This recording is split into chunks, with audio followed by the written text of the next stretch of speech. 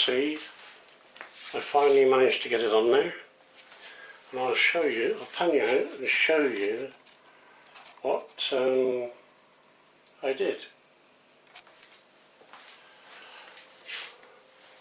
I got the heat shrink and a pair of long nose pliers just in the end, and opened it up, held it there for a while,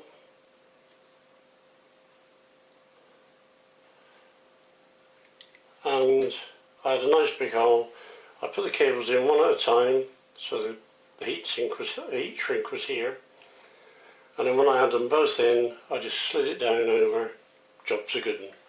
So now what we've got to do now is put all this over there out of the way to stop it blowing away, and I'm going to heat it up.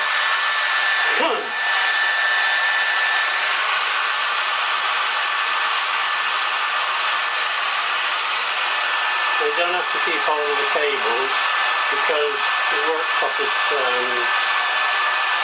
taking the weight, so it's not falling down on the connection.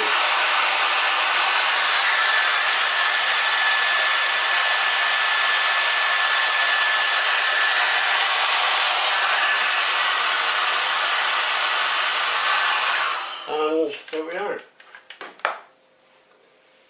You now have a neat and tidy connector ready to go on the battery.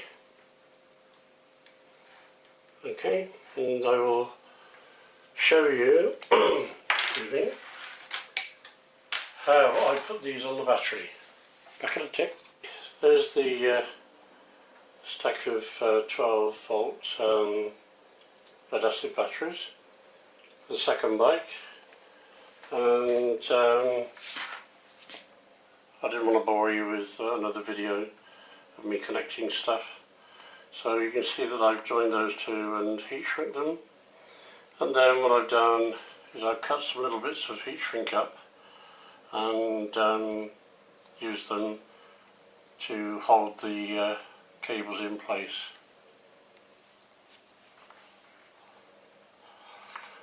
Now all it remains to be done is take this lot out to the bike. Oh, before I do that, I also connected these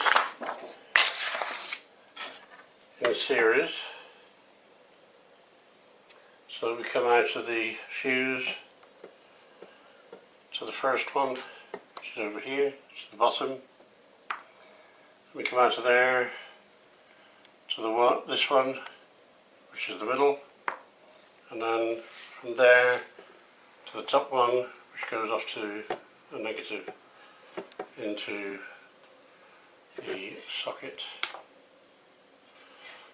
Right, we'll take these down to the bike and see if something goes bang, pop or whiz. See you in a bit.